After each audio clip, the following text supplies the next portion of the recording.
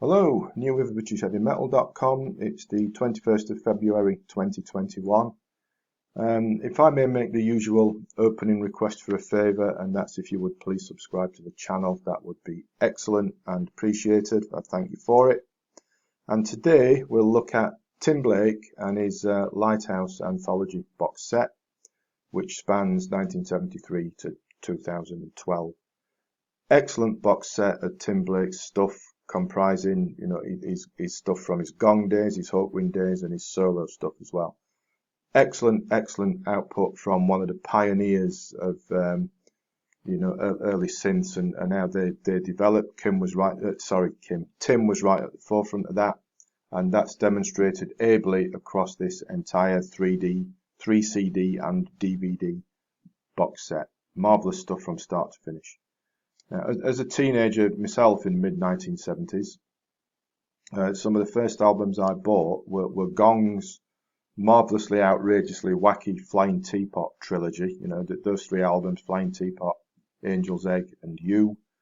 And of course, Tim was a member of Gong back then and played on those three albums and all the trippy, spacey, ethereal keyboard sounds that make it such an excellent listening experience. After Gong, he was in Hawkwind for a spell, and in particular on the tour that would result in the Live 79 album, and he also played on the follow-up album to that, Levitation. And in between all that and since, there's been some sporadic solo stuff that he's put out, all tremendous, such as the excellent Crystal Machine, New Jerusalem, Tide of the Century and whatnot. Fantastic stuff. I've enjoyed Gong and Hawkwind ever since those mid-70s days when I was buying stuff from Gong, Hawkwind, Crystal Machine and all the rest of it.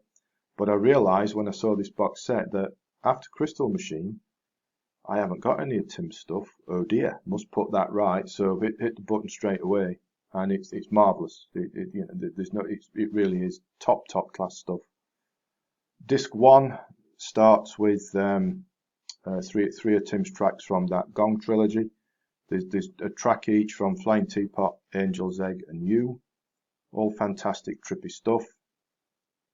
This then moves on to some of the Crystal Machine tracks, which again, marvellous, excellent, groundbreaking stuff from back then. And also the equally excellent New Jerusalem, I've been trouble speaking today, album, which culminates in the classic Lighthouse, which is taken from the recording of Lighthouse on this is taken from the Hawkwind Live 79 album. I was there on that tour. I saw Hawkwind on that tour, and even like 40 years later, well, slightly over 40 years now, isn't it? 2021. I can still remember Tim on stage doing his stuff when he sang Lighthouse. Still a classic to this day, no doubt. Disc 2 starts with some Who's Gonna Win the War from Hawkwind's Levitation album, and then it takes us on to more of Tim's solo stuff, and it's all excellent stuff. You can't go wrong. It's trippy, and that's the point. It's inventive, all the synths, all the keys, and in particular, check out on disc 2, Tide of the Century, and it's a personal favourite of mine, and as is the live performance of Byzance. You can't go wrong with any of this. Disc 3 is notable because that's all unreleased stuff. Sounds to me that it's generally largely experimental, but that doesn't detract from any of the enjoyment of it. And the Killers saved until the last track there. There's an excellent, superb live performance of Tide of the Century, which I think, and I'm open to be corrected, was taken from the Gong Unconvention in, I think, Amsterdam in around 2006. The DVD is a little bit of a curiosity. That's Tim on a French TV show from 1979. It's a bit rough and ready. The quality's a bit iffy, and yes, it's mimed, but it does include New Jerusalem and Lighthouse. So it's interesting, if not essential, I'd say, but helps make up the package none the same. And if you may remember, around the time that Tim released Crystal Machine back in the mid-70s, a guy called Jean-Michel Jarre released an album called Oxygen. Now the two are largely similar in style, although yes, Crystal Machine is a bit more a bit more out there and a bit more proggy than Oxygen.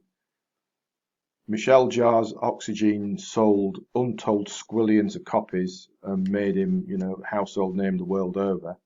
And although Crystal Machine's not dissimilar, it didn't sell anything like as much. But that's a shame, because for me, Crystal Machine is streets ahead of Oxygen. But that's just history and circumstance, I suppose.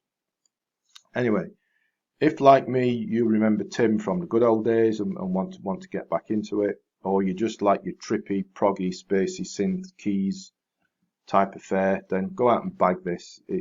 I paid just over 20 quid, and that's for 3 CDs and a DVD in a nice sturdy cardboard box. Can't go wrong. First class quality output from start to finish from a synth pioneer.